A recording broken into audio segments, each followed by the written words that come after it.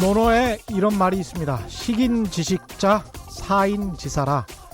남의 밥을 먹는 사람은 그의 일을 위해 죽는다는 이야기죠. 과거 군주가 있던 왕정시대에는 군주의 녹을 받고 살던 선비나 무인, 왕의 일을 위해서 목숨을 바쳐야 했겠습니다. 그런데 지금은 민주주의, 자본주의 시대죠. 그럼 식인 지식자 사인지사는 어떻게 해석해야 할까요? 자본주의 시대에서 남의 밥을 먹는 건 월급쟁일 겁니다. 그럼 회사를 위해서 죽어야 하고, 아니 뭐 죽을 필요까지는 없고요. 열심히 일을 해야 할 것이고, 자기 밥을 먹는 건 자영업자나 자본가겠죠. 자기 사업을 위해서 열심히 일해야 한다. 이렇게 해석될 수 있겠습니다. 그런데 만약 공적인 일, 그러니까 민주주의에서 주권자가 요구하는 공적인 일을 하면서 주권자로부터 월급을 받는 공무원들은 누구를 위해 일해야 할까요? 당연히 국민을 위해 일해야 할 겁니다. 지금 검찰청에 있는 공무원들, 검사와 수사관들이 진정 국민들을 위해 일하고 있는 것일까요? 결코 본인들의 스스로의 권력 보존과 스스로의 밥그릇 지키기는 아니겠죠. 그래야만 합니다. 그게 민주주의의 식인 지식자 사인지사일 테니까요. 안녕하십니까. 세상에 이익이 되는 방송 최경영의 경제쇼 출발합니다. 오늘의 경제 퀴즈는요, 2016년 6월 23일 영국에서 실시된 영국 유럽연합 탈퇴 브렉시트라고 하죠. 국민투표가 실시된 지 3년 3개월 넘었지만 이 브렉시트 여전히 안개 속입니다. 심지어 현 총리가 총리직을 맡은 이후로는 한 걸음도 앞으로 나아가지 못하고 노딜 브렉시트 가능성이 높아지고 있습니다. 최악의 경우 노딜 또는 신임 총리 사퇴로 이어질 수 있는 현재 영국의 총리 이름은 무엇인지, 영국의 총리 누구인지 정답을 아시는 분은 짧은 문자 50원, 긴 문자 100원에 정보 이용료가 부과되는 샵 9730번으로 문자 보내주시기 바랍니다. 콩과 마이크는 무료고요. 정답 보내주신 분들 가운데 5분 선정해서 정성껏 준비한 선물 보내드리겠습니다. 최경영의 경제쇼는 유튜브로도 실시간 생중계되고 있죠. 지금 접속하시면 함께 하실 수 있습니다. 환영합니다. 세상에 이익이 되는 방송 최경영의 경제쇼 출발합니다.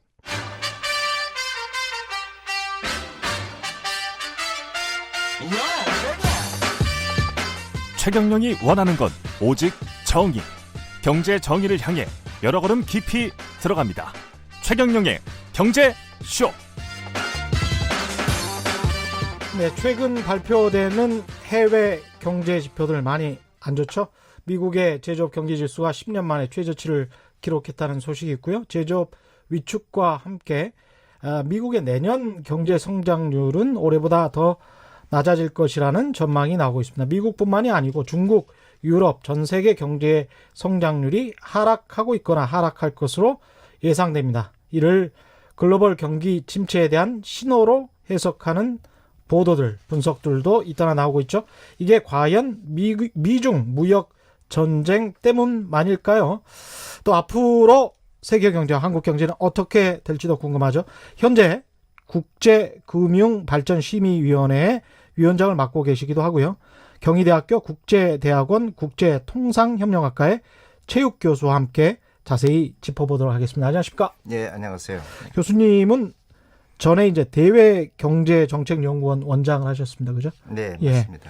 대외경제정책연구원이면 우리나라에서 이제 KDI하고 함께 2대 경제정책자문기관이라고 할 수 있겠습니다. 그죠? 뭐 2대라고까지 말씀드릴 수는 없습니다만은 예. 그렇죠. 예. KDI가 대내정책, 우리가 또 대외경제정책을 담당하고 있었죠. 우리가 아니라 KF가. 예, 그렇죠.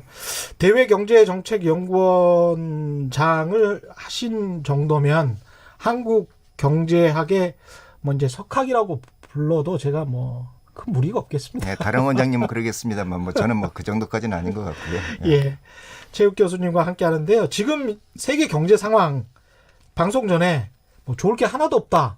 이렇게 말씀하셨는데 그런 표현은 그대로 방송 중에도 유효한지요? 어떻습니까? 아, 그렇죠. 음. 지금 이제 그 현재 세계 경제의 상황을 딱 한 문장으로 이제 표현을 한다면 예. 저는 이제 세계 경제가 확실히 그 불확실성으로 다 뒤덮인 상황이다. 이제 이렇게 표현을 하고 싶습니다. 예. 뭐 잘 아시겠습니다만은 그 트럼프 대통령이 미국 행정부에 들어온 뒤로부터 미국 중심 정책, 미국 중심의 미국 우선 정책을 펼쳤고 그렇죠. 그러다 보니까 많은 국가들이 다 자국 중심 정책을 펼치기 시작을 했어요. 그러니까 이제 보호무역주의가 기조가 굉장히 심화가 됐고 또 글로벌 교육까지 계속 이제 위축이 됐습니다. 또 그 와중에 뭐 조금 전에 말씀하셨습니다만 미중 무역 분쟁이 한 1년 6개월이 지났는데 전혀 1년 6개월이요? 예. 그런데도 해결 실마리를 찾지를 못하고 있습니다. 거기다가 또 이제 그 한일 무역 전쟁은 그 한국의 문제뿐이 아니고 예. 어떻게 보면 이제 글로벌 가치 사슬에도 위협이 되기 때문에 예. 그 전망이 굉장히 쉽지 않아요.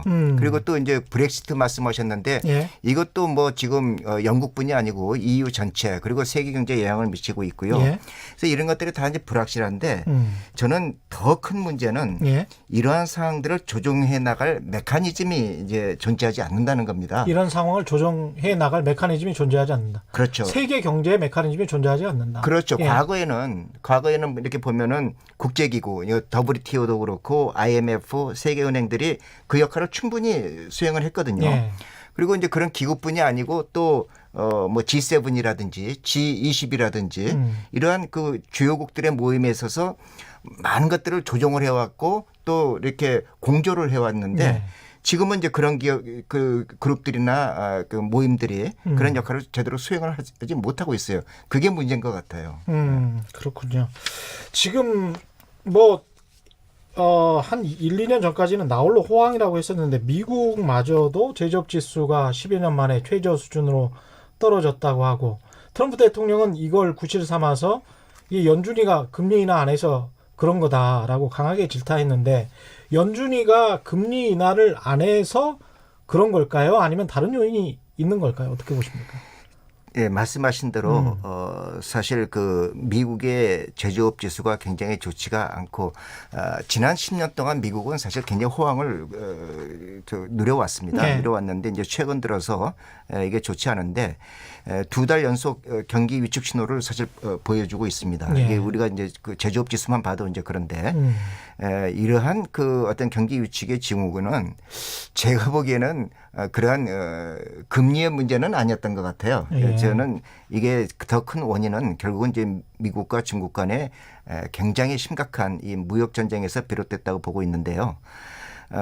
그 왜 그렇게 보느냐면은 트럼프 대통령은 계속 그 연준의 기준금리가 여전히 너무 높아서 미국 경기가 악화되고 있다고 얘기를 하고 있는데 사실 파월 의장은 올해 이미 2차례 기준금리를 내렸어요. 내렸죠. 내렸습니다.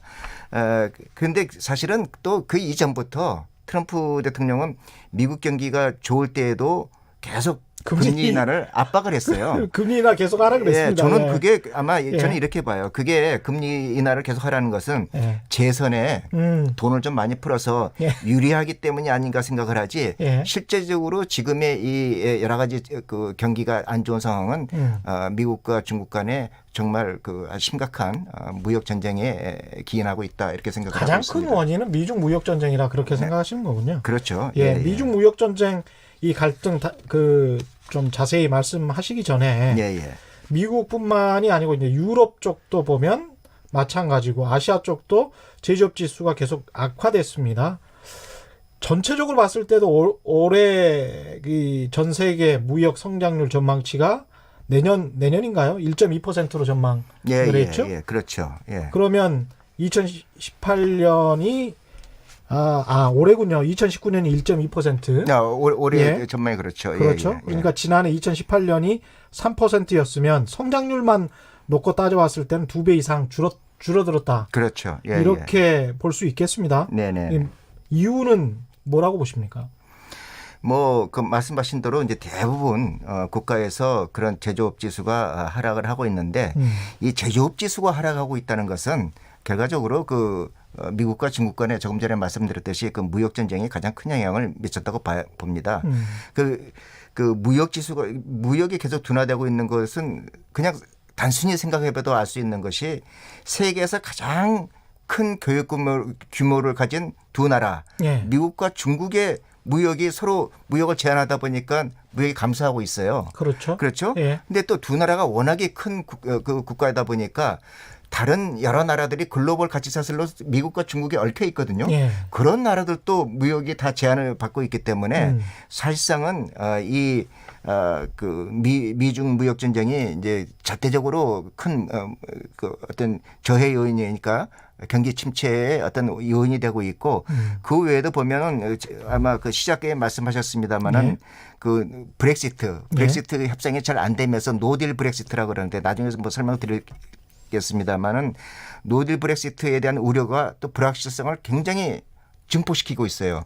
이게 뭐 유럽의 문제가 아니고 전 세계적으로 증폭시키고 있고 한일 무역 전쟁도 어떻게 보면 그 IT 정보통신 제품에 글로벌 가치 사슬에 부정적인 영향을 미치기 때문에 전반적으로 교육이 둔화될 수밖에 없는 그런 상황이 있다고 저는 보고 있습니다. 그렇군요. 예. 미국과 중국 두 나라가 합해서 GDP가 세계 경제에 어느 정도를 차지하나요? 두 나라가 합해가지고 지금 세계 한 45% 45% 거의 예, 절반이네요. 그렇죠. 예. 예, 그러니까 2차 세계대전 직후에 미국 경제가 전체 세계 경제의 한 절반 정도를 차지했으니까 예. 미국, 중국을 합쳐서 지금 강력했던 슈퍼파워 예. 1945년, 50년에 미국 한 나라 이렇게 생각하면 되겠습니다. 그렇습니다. 예. 근데 그 절반인 나라들이 서로 싸우고 있으니까 예. 당연히 수입에 의존하는 한국 같은 경우는 굉장히 애를 먹고 있는 거고.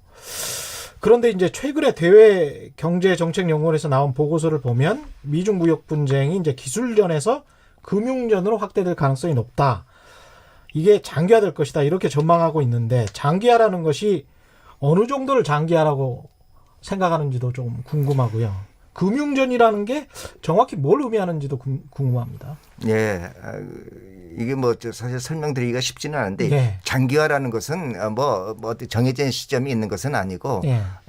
우리 이제 다른 여러 나라에 계속적으로 이제 부정적인 영향을 계속 미칠 때 그것이 타결이 되더라도 네. 사실은 뭐 부정적인 영향은 계속 미칠 것으로 보고 있어요. 그래서 장기화라는 것은 여기서 뭐 아마 상당히 긴 시간을 얘기할 겁니다. 네. 그런데 이 지난 그 8월 5일 날 미국이 중국을 환율 조작국으로 지정을 했죠. 예? 너무 이제 위안화의 가치를 너무 그 낮게 평가를 해서 미국의 수출에 상당히 지장을 받는다. 네.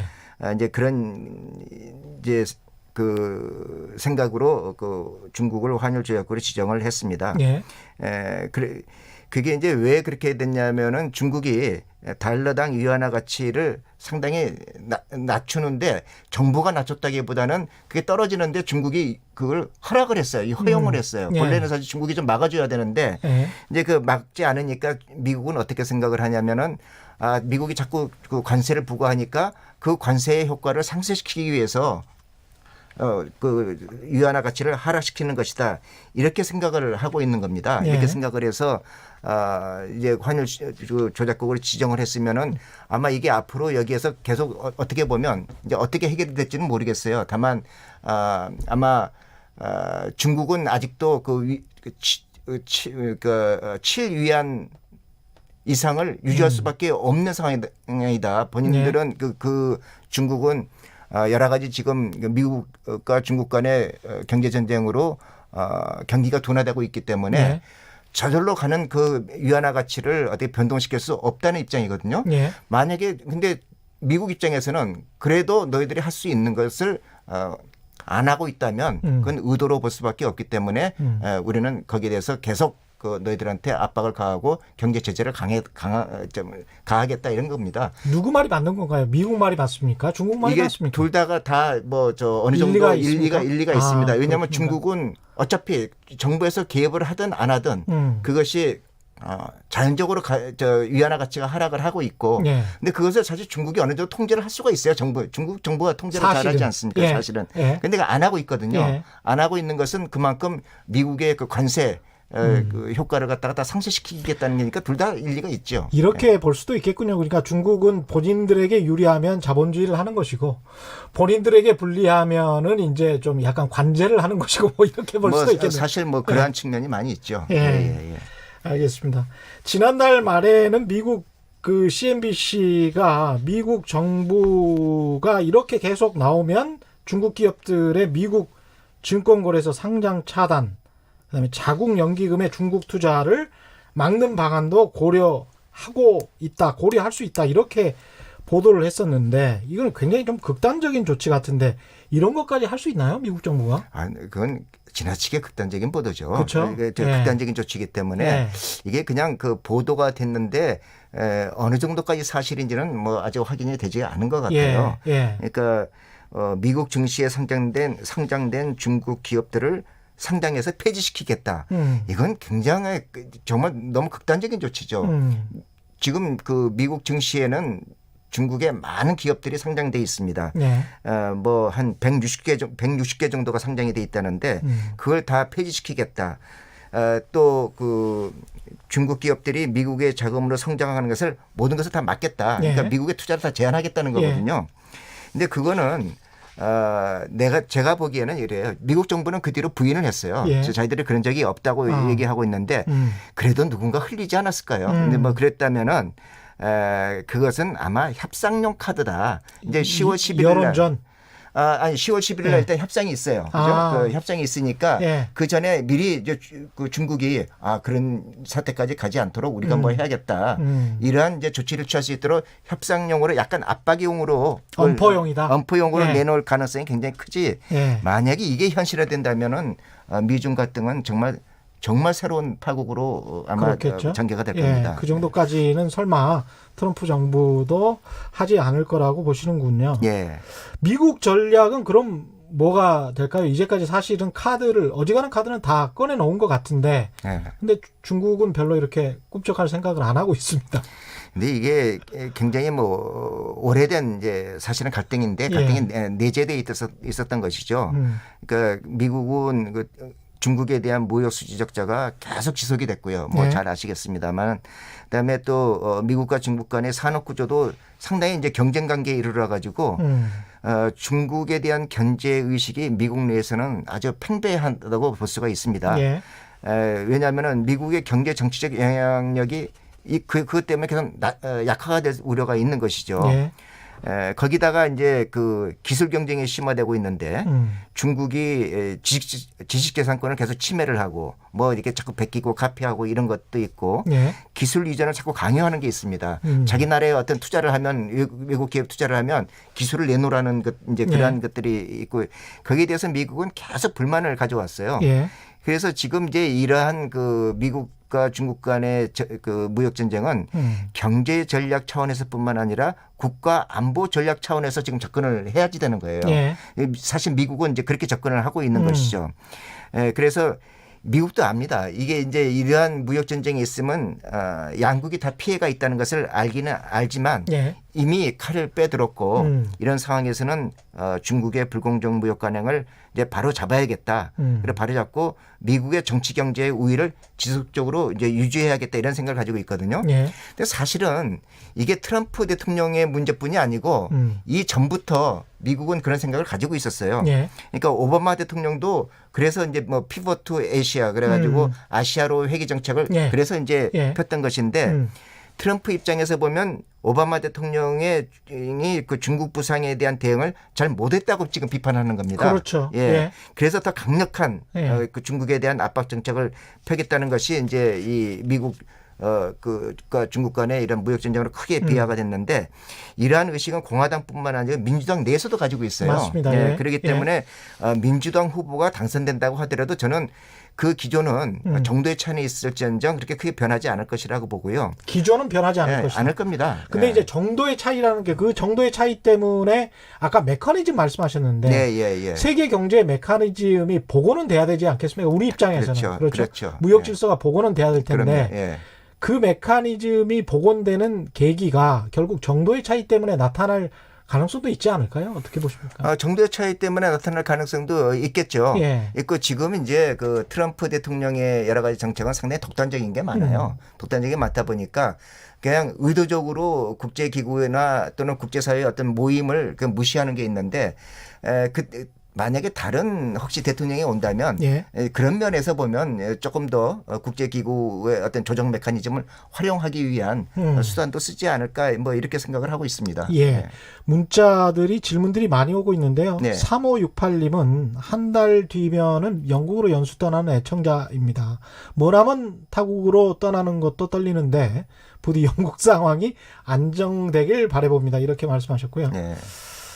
6098님은 지금의 한일 관계 경색이 우리나라 경제에 어떤 영향을 미치고 있는지요? 이 말씀을 하시는데 안 그래도 한일 경제 문제에 관해서는 뒤에 이야기를 할 테니까 지금 미중 무역 전쟁과 관련해서 중국의 입장을 좀 여쭤본 다음에 네. 그 다음에 한일 문제에 넘어가도록 하겠습니다. 중국 같은 경우는 네. 미국은 그렇다고 치고 중국 같은 경우는 시진핑이 계속 집권을 하고 있으니까 지금 기조로 그냥 계속 가는 거죠. 계속 가죠. 예. 네, 계속 가는데 시진핑도 어느 선에서는 이제 합의를 좀 하고 싶겠죠. 워낙에 타격도 크고. 예. 그런데 사실은 생각보다 예상보다 훨씬 그 트럼프가 강하게 나오면서 약간은 좀 당황스러운 것 같아요. 예. 그게 아마 이번 건국 70주년 기념 행사에서도 나는 얼마든지 버틸 수 있다는 거 보여주기 위한 뭐 강한 뭐 열병식도 강하게 예. 하고 여러 가지 연설도 중국몽, 중국의 미래를 꿈꾸는 그러한 그 연설도 하고 이랬는데 예. 이게 사실 시진핑이 만약에 여기서 실패하면 그건 뭐 상당히 그 위상이 추락이 되고 예. 앞으로 상당한 지도력에 상당히 영향을 받겠죠. 아마 그 나름대로는 계속 이렇게 밀고 나갈 겁니다. 예. 근데 과거 이제 미국이나 서방 세계가 가지고 있었던 소프트 파워라고 하면 예. 민주주의라는 보편적 가치, 그렇죠. 그다음에 이제 자유무역 질서라는 보편적 가치 때문에 우리나라도 이제 거기 그 이념을 그대로 받아들이고 있는 것이고 그게 이제 가장 세계의 보편적인 가치라고 보여지는데 네. 중국이 펼 수 있는 보편적인 가치, 중국몽이야 중국 사람들이 뭐 중국이라는 나라가 부강하게 되자는 건데 중국이 미국 같은 어떤 위치가 될 수 있을까요? 그런 소프트 파워가 없이? 저는 개인적으로 네. 이제 그건 어렵다고 봐요. 근데 이제 그게 보편성이라는 것이 아주 정상적이라는 것이 누가 힘을 잡고 있느냐가에 따라서 달라지는 것이기 때문에 지금은 많은 것들이 이제 미국 위주의 예. 정상이 되겠지만은 예. 만약에 중국이 정말 더 커다란 힘이 돼버리면은 예. 뭐 중국의 어떤 그런 그 기준이 아주 노멀한 게 뉴노멀이 되겠죠. 이제 그렇게 될 우리가 수도 있다고 보십니까? 그래서는 안 되는데 예, 그래서는 안 됨에도 불구하고 예. 뭐 그렇게 가지 않겠습니까? 아. 중국이 지금 뭐 사회주의고 모든 국내 여러 가지 경제 상황이나 사회나 정치 상황을 다 통제하지만 그것이 모든 국가한테 아직 중국은 그렇게 가는구나 하고 받아들이고 있어요. 옛날 같으면 그게 받아들일 수가 없는 상황인데 그렇죠. 다 받아들이고 예. 있는 거거든요. 냉전 시대 같으면 그렇겠죠. 그렇죠. 예. 그래서 뭐 어떤 뭐 중국은 그렇게 시진핑 체제가 예. 앞으로 굳건하게 있기 때문에 어떻게든지 버티고 그 위신을 구기지 않고 가려고 노력할 겁니다. 예. 네, 알겠습니다. 여기서 잠깐 경제 퀴즈 한 번 더 보내드리겠습니다. 2016년 6월 23일이었죠. 영국에서 실시된 영국의 유럽연합 탈퇴 국민투표가 실시된 지 3년 3개월이 넘었지만 블랙시트는 여전히 안개 속입니다. 심지어 현 총리가 맡은 이후로는 한 걸음도 앞으로 나가지 못하고 노딜 브렉시트 가능성만 높아졌다는 이야기가 나오고 있습니다. 최악의 경우 노딜 또는 신임 총리 사태로 이어질 수 있는 현재 영국의 총리 이름은 무엇인지 정답 아시는 분은 짧은 문자 50원, 긴 문자 100원에 정보 이용료가 부과되는 샵 9730번으로 문자 보내주시기 바랍니다. 공과 마이크는 무료고요. 정답 보내주신 분들 가운데 5분 선정해서 정석껏 준비한 선물 보내드리겠습니다. 이 노딜 브렉시트 가능성이 제기되고 있는데 이게 그냥 이렇게 되는 겁니까? 보리스 존슨도 제가 이미 정답을 말해버렸네. 이 거의 뭐 스타일이 트럼프 대통령이랑 비슷해가지고 지금 뭐 네. 그 우리 주변에 있는 여러 국가의 지도자 거기다가 예. 이제 영국까지 상당히 그 독특한 캐릭터의 지도자들이 다 많죠. 그래서 이제 그 중에 보리스 존슨 총리도 그 중에 예. 이제 한 명이라고 이제 이렇게 보는데 예.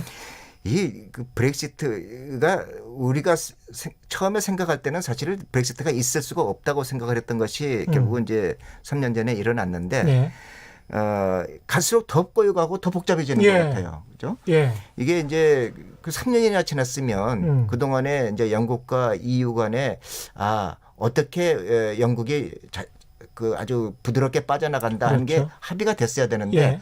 아직까지도 합의가 안 됐어요. 안 돼가지고 지금 이제 소위 말하는 노딜 브렉시트라는 이제 얘기가 나옵니다. 노딜 브렉시트는 어떤 뭐 협상도 없이 10월 30일이면은 지금 영국이 그냥 나오는 겁니다. 한 달도 안 남았는데. 한 달도 안 예. 남은 겁니다. 그래서 이제 그냥 나오는 거라서 만약에 그렇게 되면 이건 정말 굉장히 큰 아주 그 여파가 엄청나게 큽니다. 그 이유가 뭐냐면 우리나라 같은 경우만 해도 일단은 뭐 영국과의 관계도 있지만 예. 영국과의 관계가 당연히 이제 그동안에 그 한 EU FTA로 맺어왔던 그런 관계가 모두가 이제 종료가 되기 때문에 예. 관세가 갑자기 굉장히 아주 크게 뛸 수밖에 없어요. 그렇죠. 그렇죠? 예. 뭐 자동차만 해도 지금 무관세인데 예. 10%입니다. 이제 그렇게 되면은 이제 그런 식으로 저 관세가 증가하고 영국에 대한 수출은 영국에 10%. 대한 수출이죠. 예.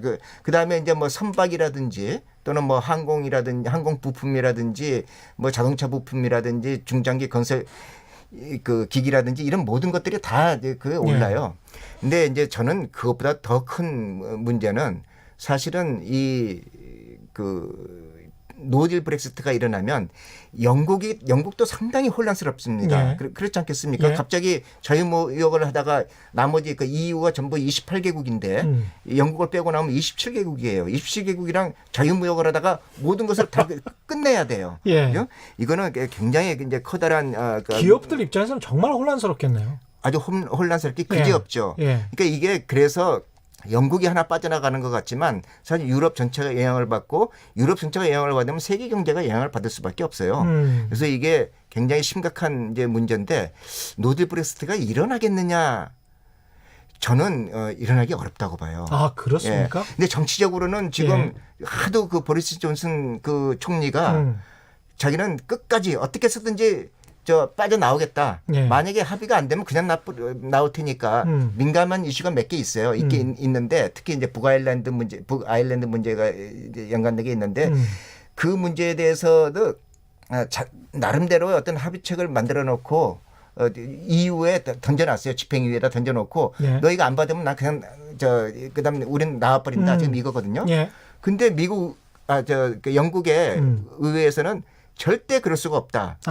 그래서 그 노딜 브렉시트로 해서 그냥 빠져나가는 것을 방지하기 위한 법을 지금 이미 통과시켜놨어요. 아, 그렇군요. 그래서 이게 지금 정치적으로 굉장히 복잡한 상황입니다. 그러니까 총리 마음대로 할 수 있는 상황은 아니군요. 그건 아니죠. 의원 내각제니까. 그렇죠. 알겠습니다. 이게 노딜 브렉시트가 현실화가 안 돼야지 이게 좀 상황이 그나마 좀 나을 것 같은데 이제 한일 경제 이야기로 가보면 아까 그 우리 청취자분도 굉장히 걱정을 하셨는데 지금 우리 경제에 미치는 영향이 별로 생각보다 없다. 이렇게 주장하시는 분도 있고 아니다. 꽤 있다라고 말씀하시는 분들도 있고 그런데 어떻게 보십니까? 이 한일 무역 분쟁은 사실 있어서는 안 될 분쟁이 지금 일어난 겁니다. 어떤 뭐 정치 역사적인 이유로 해가지고 결국 이제 경제 제재를 이제 일본이 가했는데 이게 어떻게 보면 단기적으로 그 손실 정도를 비교하는 것은 이제 적합하지 않아요. 별로 이제 맞지가 단기적으로는 아직 모르겠다. 아직 알 수가 없죠. 현재 나온 걸로만 하면 7월, 8월의 어떤 수출 정도를 보면은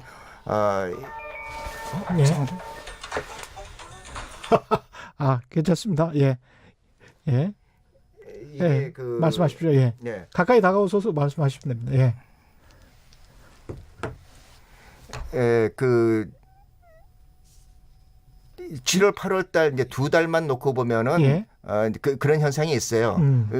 그때 한국은 이제 영향을 덜 받은 이유가 사실은 그 소재를 이미 비축을 해둔 게 있기 때문에 예, 예. 그 예. 생산 차질이 그렇게 많지가 않았어요. 예. 근데 일본은 일단은 뭐 수출을 안 했으니까 당연히 일본의 수출, 한국에 대한 수출이 더 적을 수밖에 없죠. 그렇게 예. 봐야 되겠네요. 그래서 이제 예. 그걸 이제 부메랑이라고 그러는데 사실은 그것보다 더 장기적으로 보면 일본이 더 큰 피해를 볼 수밖에 없어요. 그 왜 그러냐면은 일본이 장기적으로는 더 큰 피해를 볼 수밖에 없다. 지금은 예. 이제 그런데 얼마 동안은 한국이 큰 피해를 보겠죠. 예. 그런데 좀 더 시간이 지나면 어떤 측면에서 한국이 더 큰 피해를 볼까요?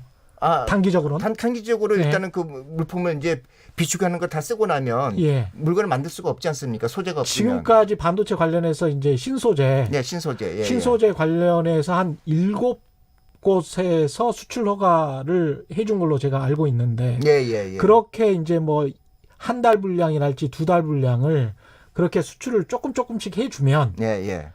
그러면 그래도 시간을 끌면서 조금 1, 2년을 버틸 수 있지 않을까 그런 생각도 드는데 그 잘못된 생각일까요? 어떻게 보십니까? 도움은 되겠지만은 예. 이제 과거처럼 예. 그러한 좀 아주 그 전략적으로 뭐 어떤 생산을 한다든지 이런 것들이 이제 어려워지는 것이죠. 아무래도 이제 만약에 소재 조달에 압박을 많이 받을 수밖에 없고 예. 그렇게 되면 이제 부품의 가격도 상승하게 되고 부품 가격 상승하면은 그러한 이제 부품을 물건을 만드는 우리 기업들이 여러 가지 이제 손실을 볼 수도 있고요. 예. 세계 시장에서 가격이 오르니까 시장 점유율도 줄어들고 아마 이런 문제가 있을 거예요. 예. 그런데 이제 좀 더 지나가 보면은 우리도 개발을 하겠죠. 자체적으로 예. 그죠? 개발을 하거나 아니면은 대체를 하겠죠. 근데 그렇게 되면은 오히려 그때는 정말 이제 일본한테 부메랑이 돌아가는 것이죠. 예. 그동안에는 이제 뭐 아무래도 일본과 우리나라가 다 윈윈하는 형태로 가지 않았어요. 그랬죠. 우리가 예. 뭐 반도체 수출을 더 많이 하면 저기서는 소재를 더 많이 우리나라에 수출할 수 있으니까 같이 이제 이득을 받는데 그러한 구조가 파괴된다는 측면에서 이렇게 보면은 일단 일본한테 중장기적으로는 이제 큰 그게 부메랑으로 갈 수가 있다 그러는데 어쨌든 그게 어떻게 됐든 예. 한국이나 일본이나 예. 손실이 상당히 큽니다. 그러한 큰 손실을 제가 볼 때는 이렇게 감수하면서 갈 필요도 없는 것이고 그래서 이 경제적인 문제에 있어서만큼은 최소한 정치나 어떤 역사적인 문제에서 벗어나서 예. 따로 어떤 해결책을 찾는 것이 저는 절대 최대의 방법이라고 생각을 합니다. 협상하는 게 경제적으로는 협상하는 게 가장 바람직하다. 그렇죠. 예. 예. 그 관련해서 삼성전자나 SK 하이닉스의 고위 임원을 한번 만난 적이 있는데 그분들은 그런 식으로 이야기를 하더라고요. 장사를 하는 장사꾼이 그 거래처가 있는데 안 팔 수 있고 안 살 수 있느냐? 어떻게든 사고 팔게 될 것이다. 예. 국제 정치가 어떻게 돌아가든지 간에 뭐 이런 이야기를 하더라고요. 그래서 어떻게 될지는 모르겠습니다. 근데 이제 귀찮겠죠. 귀찮고 이제 말씀하신 대로 이제 비용이 들어가죠. 좀 들어가는 측면이 있을 것 같습니다. 2583님, 중국은 외국과의 거래에 있어서 국제 규범이 없는 나라. 지난 사드 때 보니까 그렇다는 말씀이고요. 절대로 깊게 엮여서는 안 될 나라로 생각합니다. 이런 의견 주셨고요. 6937님, 불확실성이 심화된 이 시점에 우리나라의 대응 전략을 어떻게 해야 합니까? 지금부터 그걸 알아보겠습니다. 이 지금 이제 디플레이션 논쟁도 벌어지고 있고 2020년 내년에 경제 위기론 이게 또 숫자가 또 그럴듯해 보입니다. 2020 경제 위기론 뭐 이래가지고 그래서 이제 언론도 더 많이 쓰는 것 같기도 하는데 이렇게 설사 이게 좀 그럴 가능성이 있다고 하더라도 위기론을 부추기는 그런 행태는 좀 지양해야 될 것 같기는 한데 어떻습니까? 객관적으로 보실 때 일단 2020년 경제 위기론에 관해서는 어떻게 보시는지요? 2020년 경제 위기론에 관해서는 지금 사실 뭐 여러 가지 상황이 좀 좋지는 않습니다. 예. 미중 무역 분쟁이 계속 악화되고 있고 또 여러 국가에서 보호무역주의 기조가 심화되면서 글로벌 교육도 위축이 되고 있고 또 조금 전에 말씀드렸듯이 이제 브렉시트 때문에 세계 경제 불확실성이 굉장히 커지고 있고 예. 이런 점에서 이제 세계적인 경기 침체가 사실 올 수 있다고 봐요. 근데 오늘의 세계 경제는 분명히 과거에 비해서는 금융 감시 시스템이라든지 글로벌 안전망 개선이 훨씬 더 나아졌어요. 예. 뭐 그거는 부인할 수가 없는데 예. 문제는 어딨냐면 지난번에 한번 2008년에 그 세계 금융위기를 겪고 그 뒤로 많은 국가들이 통화 정책을 너무 많이 막 썼어요. 돈을 많이 그렇습니다. 풀고 예. 금리 막 내리고 이러다 예. 보니까 지금은 이제 다시 통화 정책을 쓰려고 하다 보니까 통화 정책의 효용성이 크게 제한이 돼 있어요. 예. 이제 그러한 점도 또 하나의 그 어려운 문제고 재정 정책이 필요한데 제가 초반에 말씀드렸듯이 재정 정책은 타이밍이 중요해서 모든 나라가 한꺼번에 잘 써주면 예. 훨씬 세계 경제가 빨리 회복이 되는데 지금은 그러한 어떤 국가 간의 공조를 기대하기가 상당히 어려운 측면에서 예. 저는 사실 이 세계 경제 침체가 한번 이렇게 그 신호가 오면 지금 이제 미국하고 중국이 사실 큰 역할을 해야 되는데 예. 만약에 그렇지 않다 그러면은 정말 그 세계 경제 침체를 피하기가 어렵지 않을까 할 정도로 저는 심각하게 생각하고 그렇군요. 있습니다. 그러니까 예. 미국과 중국의 이 무역 전쟁이 빨리 끝나는 게 그렇죠. 낫다. 네. 이런 말씀이신 것 같고요. 우리나라 같은 경우에 이제 디플레이션 논쟁도 벌어지고 있는 것 같은데 네. 우리나라의 현재 상황을 먼저 좀 진단을 해주시고 우리는 어떻게 대응을 해야 될지 그런 논의로 진행을 해보죠. 우리나라는 지금 디플레이션 논쟁이 벌어질 정도로 경기 침체라고 말하기는 힘들겠습니다만 경기 하강 국면인 거는 분명하겠죠. 근데 디플레이션이라는 예. 것은 결국은 이제 뭐 계속 물가가 하락하는 현상을 예. 이제 얘기를 하는 것인데 지난 9월 달에 보면은 작년 9월에 비해서 하락을 했어요. 예. 한 0.4% 정도 하락을 해서 그걸 이제 사람들이 혹시 디플레이션이 아니냐 그러는데 예. 그렇게 보기는 좀 어려울 것 같고요. 그렇군요. 예, 예. 작년 9월 달에 뭐 이제 여러 가지 상황이 농산물이 그러니까 너무 이제 그 가뭄이 심하다 보니까 농산물 예. 가격이 그때는 높았고 예. 또 석유 가격도 높았는데 지금은 낮기 때문에 전반적으로 가격이 상당히 하락된 것 같은데 그것보다는 공급 측면보다는 수요 측면에서 봐야 돼요. 예. 그러니까 과연 얼마 정도 그 투자가 이루어지고 있느냐, 어느 정도 소비가 이루어지고 있느냐, 이제 이런 것들인데 사실 그게 우리나라가 지금 다 좋지가 않죠. 별로 좋지 않죠. 예. 기업이 투자를 잘 안 하고 있고 예, 맞습니다. 불확실성이 많으니까 뭐 예. 이제 그런 것도 있습니다만 그렇고 또 그 소비도 그에 따라서 상당히 잘 이루어지지 않기 때문에 우리나라도 지금 뭐 그다음에 이제 제일 중요한 건 수출이죠. 예. 우리의 이제 수출이 경제 성장에 기여하는 부분이 굉장히 큰데 그게 이제 미중 무역 전쟁이라든지 한일 무역 분쟁이라든지 이런 것 때문에 예. 전혀 이루어지지 않고 있기 때문에 사실 우리 경제도 지금 상당히 어려운 상황에 있습니다. 그건 예. 뭐 대외 악재들이 굉장히 그렇죠. 많죠. 예. 그런 측면. 근데 이제 다른 나라들도 지적하셨습니다만 다른 선진국들도 통화 정책을 그렇게 펴서 앞으로 그 효용성이 어떻게 될까 의심스럽다 이런 말씀하셨는데 우리도 금리를 조금씩 이제 내렸었고 앞으로도 내릴 것 같단 말이죠. 근데 예, 이제 예. 언제까지 이렇게 통화 정책과 재정 정책으로 버틸 수 있을 것인가에 관한 불안감은 누구나 갖고 있는 것 같습니다. 그렇죠. 예, 거기에 관해서는 어떻게 보십니까? 그게 이제 전 세계적으로 보면 이미 기준금리는 상당히 낮아져 있어요. 뭐 잘 아시겠습니다. 예. 낮아져 있고 예. 재정 투입, 파격적인 재정 투입을 하는데도 한계가 있는 것이 그렇게 시탄들이 많지 않습니다. 예. 주요 국가들이 재정 상황도 그렇게 썩 좋지 않은 상황이라서 이것들은 정말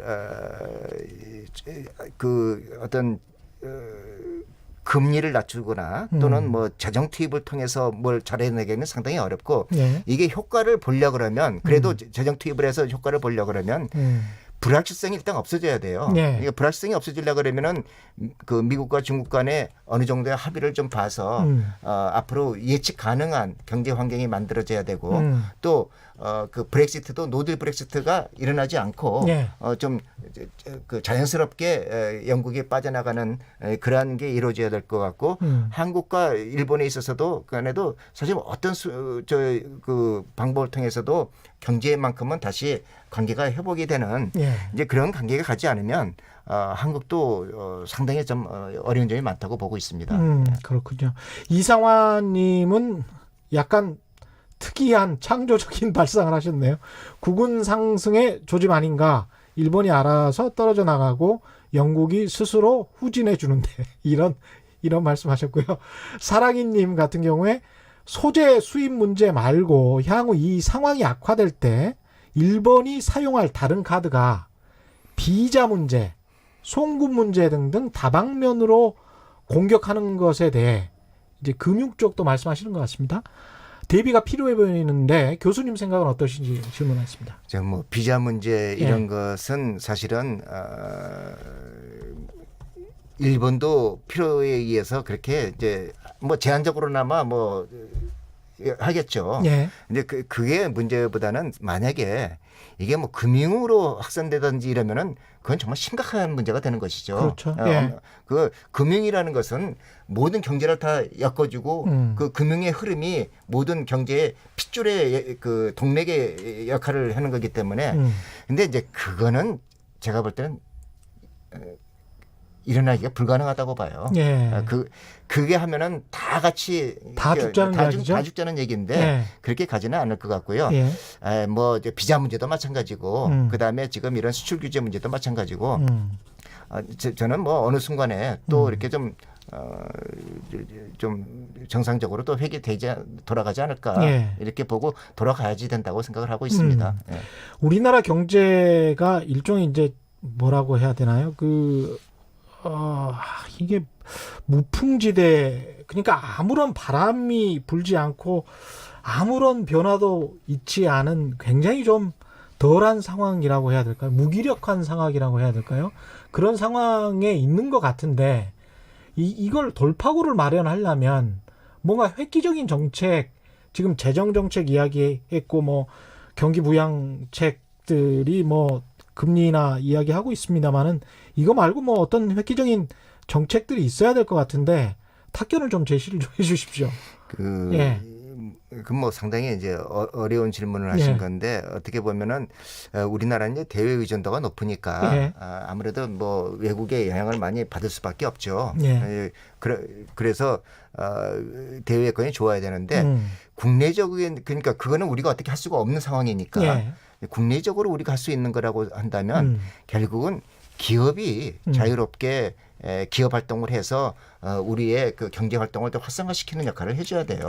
그러려면은 정부에서 지금 뭐 정부에서 뭐 기업에 대해서 뭐 잘하는 것도 있고 못하는 것도 있겠습니다만 아직 그 기업이 활동을 하는 데 있어서 어떤 그러한 굉장히 신바람 나게 하지는 못하고 있어요. 오히려 상당히 신바람 못하게 하는 게 아니고 기업이 많이 아직 그 의욕이 많이 떨어져 있죠. 위축돼 있다고 보시는 거죠? 위축돼 있는데 이제 그런 것을 규제 완화를 하거나 또는 뭐 법인세를 좀 낮춰주거나 뭐 여러 가지 기업의 어떤 비즈니스 의욕을 불러일으켜 주는 것이 정부가 해야 될 가장 중요한 어떤 역할이라고 생각을 합니다. 그렇군요. 규제 완화나 법인세 인하 같은 경우는 구체적으로 좀 그 규제 완화는 어떤 부분에서 좀 했으면 좋겠다 이런 말씀을 좀 해주실 수 있겠습니까? 그건 뭐 워낙에 규제가 좀 많고 그렇기 때문에 뭐 말씀드리기가 쉽지는 않은데 뭐 예를 들자면 뭐 이제 그런 거예요. 이번에 이제